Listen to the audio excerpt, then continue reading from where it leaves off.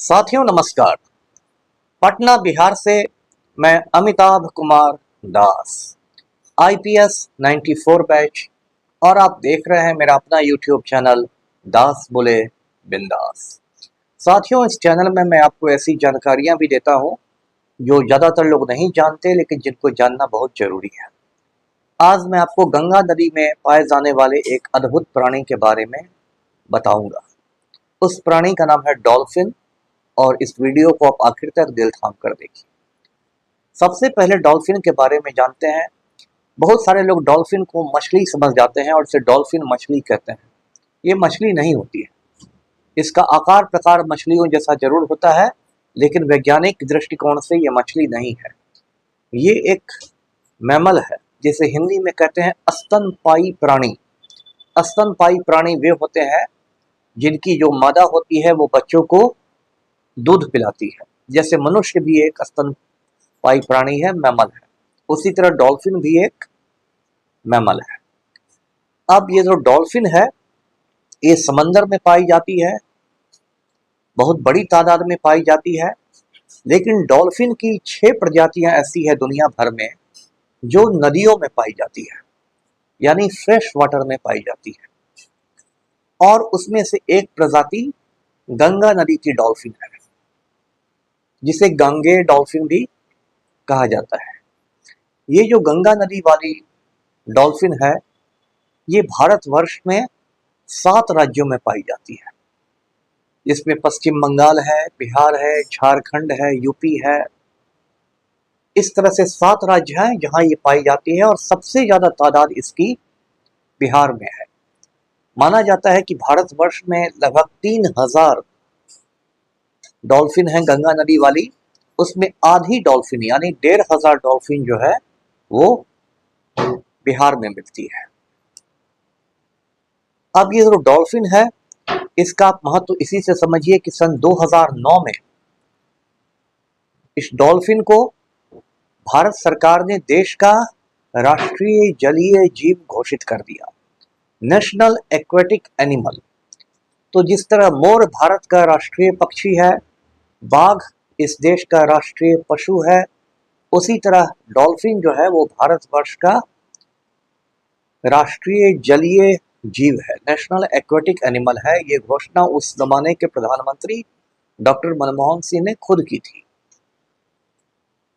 ये जो डॉल्फिन है इसके बारे में एक दिलचस्प बात यह है कि ये ब्लाइंड होता है, यानी नेत्रहीन होता है।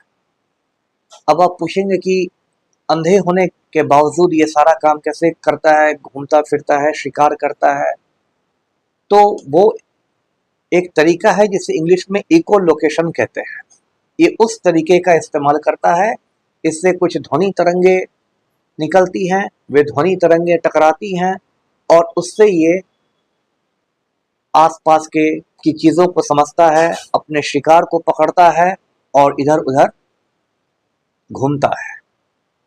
तो ये ब्लाइंड प्राणी होता है, नेत्रहीन प्राणी होता है। ये जो गंगा नदी का डॉल्फिन होता है इसका वैज्ञानिक नाम भी जान लेते हैं।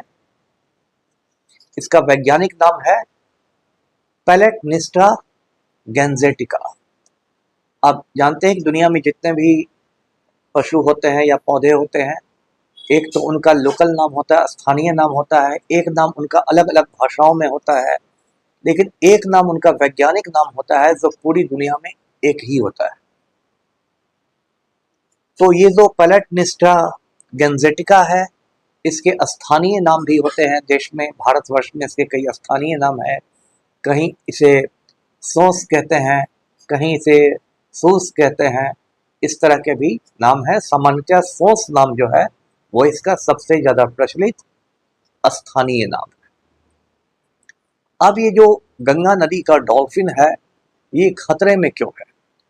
इसको विलुप्त प्राय प्राणी माना जाता है, मतलब ये विलुप्त होने के, गायब होने के कगार पर है। और जो भारत का वन्य जीव अधिनियम है 1972 का, वाइल्ड लाइफ एक्ट जो है, उसकी अनुसूची 1 में है, शेड्यूल 1 में है। यानी इसको बहुत ज्यादा दुर्लभ प्राणी माना जाता है, ऐसा प्राणी जो बचाया नहीं जाए तो विलुप्त हो जाएगा। क्योंकि इसके कई खतरे हैं। एक तो चोरी छिपे इसका शिकार होता है। होता क्या है कि मछुआरे लोग इसका शिकार कर लेते हैं, इससे तेल निकाल लेते हैं, और गरीब मछुआरे होते हैं तो इसका जो मीट होता है उसको पकाकर खा जाते हैं। ये भी एक समस्या है। दूसरी समस्या ये है कि जो नदियों में मछली पकड़ने के लिए जाल डाले जाते हैं, उन जाल में कई बार ये डॉल्फिन फंस जाता है और इसकी मौत हो जाती है। एक और वजह है कि आए दिन आजकल आप देखते होंगे कि नदियों पर डैम बनते हैं, बांध बनते हैं, बैराज बनते हैं, तटबंध बनते हैं, ये बनते हैं, वो बनते हैं। ये सब जो डैम बनते हैं, इससे भी इसका जो प्राकृतिक वातावरण है, जिस प्राकृतिक वातावरण में डॉल्फिन रहता है, वो वातावरण डिस्टर्ब हो जाता है।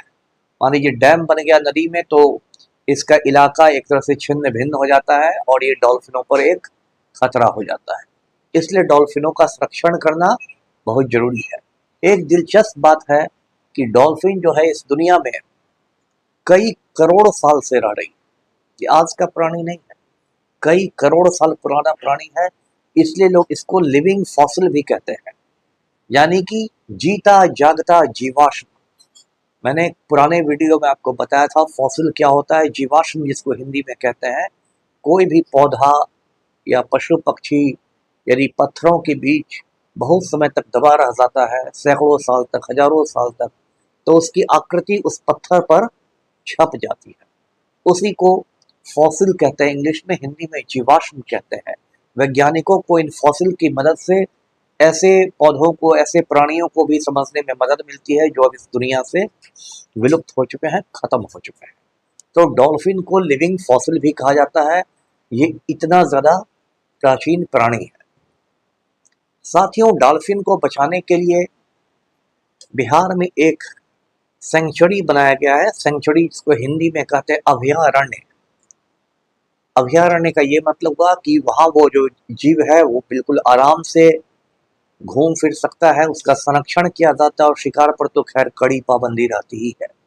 ये जो डॉल्फिन का अभयारण्य है इसका नाम है विक्रमशिला सेंचुरी, और ये अभयारण्य कहलगांव से लेके सुल्तानगंज तक बनाया गया है। मतलब पूर्वी बिहार के कहलगांव से, जहां आप जानते हैं कि एक प्राचीन उधर ये भी था, विश्वविद्यालय भी था विक्रमशिला का। कहलगांव में थर्मल पावर प्लांट भी है। सुल्तानगंज भी आप जानते होंगे। तो सुल्तानगंज से लेके कहलगांव तक ये डॉल्फिन का अभयारण्य है। ये अभयारण्य 1991 में ही बनाया गया था, 1991 में ही बनाया गया था। और हाल में कुछ साल पहले, 2-4 साल पहले, पटना यूनिवर्सिटी जो है, पटना यूनिवर्सिटी का आप कैंपस जानते हैं, गंगा नदी के किनारे ही है, तो वहाँ पर एक रिसर्च सेंटर भी बनाया गया है। डॉल्फिन के लिए एक शोध संस्थान भी बनाया गया है, जहाँ देश भर से लोग आके डॉल्फिन पर शोध कर सकते हैं। डॉल्फिन को आप ऐसे भी देख सकते हैं, वो गंगा नदी में उधर रहता है जिधर का पानी जो रहता है वो गहरा रहता है, डीप वाटर रहता है, और जिसका पानी बहुत शांत नहीं रहता है, जहाँ थोड़ी मतलब उछल कूद मची रहती है, जिसको इंग्लिश में टर्बुलेंट वाटर कहते हैं, उस इलाके में रहता है। और डॉल्फिन का मुख्य जो भोजन है वो मछली है, तो जाहिर है कि उधर मछलियों की तादाद भी थोड़ी अच्छी खासी रहनी चाहिए। अब साथियों, डॉल्फिन को आप जीवित भी देख सकते हैं। आप नाव से जाएंगे, गंगा नदी में जाएंगे, तो आपको बीच में डॉल्फिन उछलता हुआ दिखाई जाएगा। एक बात ये भी मैं बता दूं कि डॉल्फिन को ऐसे बहुत बुद्धिमान प्राणी माना जाता है। ऐसा माना जाता है कि दुनिया में, प्रकृति में सबसे बुद्धिमान प्राणी तो मनुष्य है। सबसे ज़्यादा आईक्यू जो होता है वो मनुष्य का होता है, लेकिन मनुष्य के बाद मानता है कि सबसे ज़्यादा आईक्यू जो कुछ प्राणियों का है उसमें एक डॉल्फिन भी है। और विदेशों में तो बहुत जगह ऐसे आपको रहता है, पार्क रहता है जिसमें डॉल्फिन से तरह तरह के करतब करवाए जाते हैं। वो बड़े बड़े गेंद से भी खेलती है, ऐसा लगेगा कि वो बास्केटबॉल खेल रही है। और पुराने ज़माने में तो ऐसा होता था कि समंदर में जो डॉल्फिन पाई जाती है वो कभी कभी बिल्कुल सीधा खड़ी हो जाती थी, और दूर से देखने वाले लोगों को लगता था कि कोई जलपरी खड़ी हो। तो उसी से जलपरियों की कहानी चल पड़ी, जिसे इंग्लिश में मरमेड कहते हैं। जलपरी का मतलब हुआ वो आधी नारी रहती है और आधी मछली रहती है। साथियों, ये जो डॉल्फिन को अगर आप देखना चाहते हैं जिंदा तो नहीं, लेकिन यदि उसका बॉडी देखना चाहते हैं तो आप पटना में जो चिड़ियाघर है, जो संजय गांधी जैविक उद्यान है, उसमें आप जाके देख सकते हैं। वहाँ एक मछली घर है, एक्वेरियम है बहुत बड़ा। उसके बाहर, उसके सामने एक आपको पूरा का पूरा डॉल्फिन मिलेगा, जिसको प्रिजर्व करके, सुरक्षित करके रखा गया है। तो साथियों, ये था डॉल्फिन का किस्सा। यदि आपके परिवार में, आपके अड़ोस पड़ोस में कोई बच्चा रहता हो या कोई छोटी बच्ची रहती हो, तो उसे ये वीडियो याद करके जरूर दिखाइएगा। वीडियो को लाइक कीजिए, शेयर कीजिए और चैनल को सब्सक्राइब कीजिए। धन्यवाद। जय हिंद।